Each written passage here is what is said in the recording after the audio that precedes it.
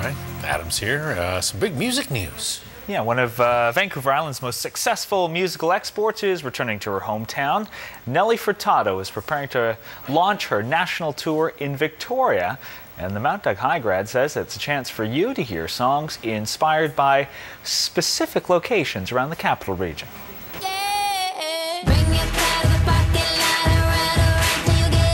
Before the age of texting, you had to kind of find out about the latest, house party by meeting up in parking lots in Victoria. And this is the spot. This one parking lot of 7-Eleven at Shelburne, and it's right there in Gordon Head. That inspired Nelly Furtado's parking lot. And we used to hang out at the parking lot and drink Slurpees. You'd stay there until the police would come and break up the party. You'd get home and, your mom would ask you what the heck you'd been up to. And you'd say, well, we weren't doing nothing. And that's what I say in the song.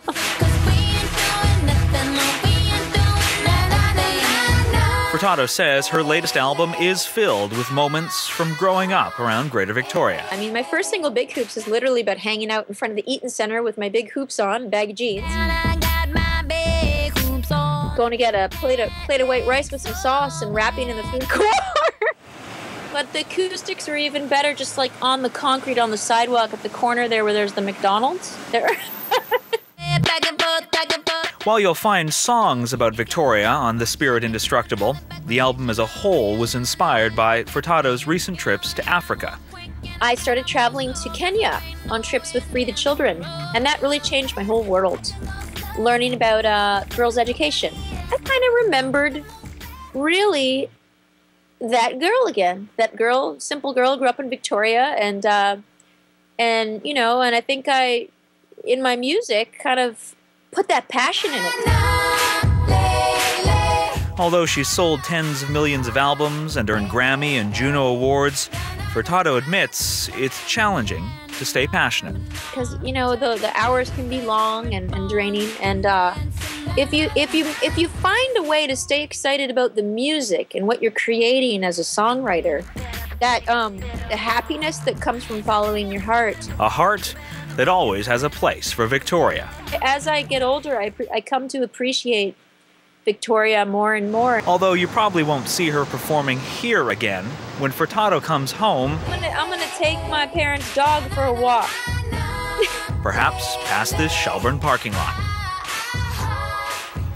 And Nelly will be performing in the Save On Foods Memorial Centre on January 8th. That is a Tuesday night, and we have a chance for you to win a VIP package that includes tickets and an exclusive chance to meet Nelly backstage for an intimate acoustic performance. To enter and to see contest rules, just visit ctvvancouverisland.ca, and good luck to you. And in other famous people news, the puppeteer who brought Elmo to life is now being accused of sexually abusing an alleged fourth victim. The new lawsuit is accusing Kevin Clash of luring a teenage boy to New York from Miami in early 1996 for the purpose of sexual activity. The alleged victim says that he met with Clash on multiple occasions.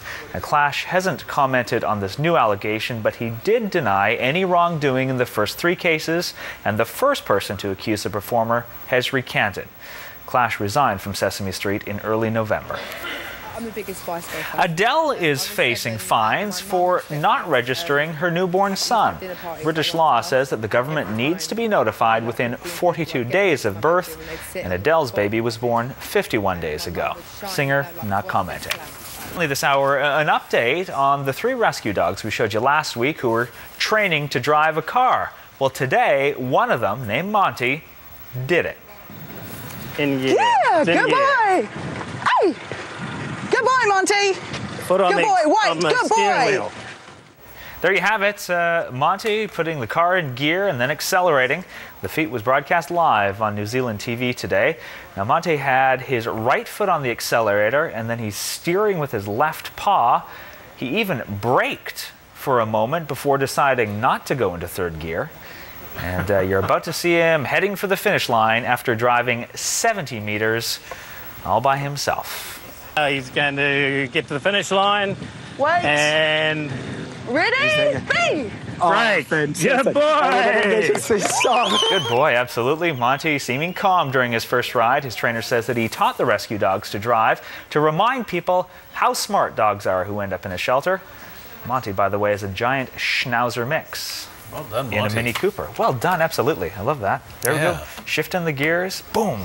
So now when you say to the dog, do you want to go in the car? You're going to have to clarify what I'm it is. driving. I'm driving. So who would be better in your family? Would Sophie be better or would Burrito be better? Oh, no, it's Taco. Oh, Taco, right. Taco's too small to drive. Okay. But Sophie could do it?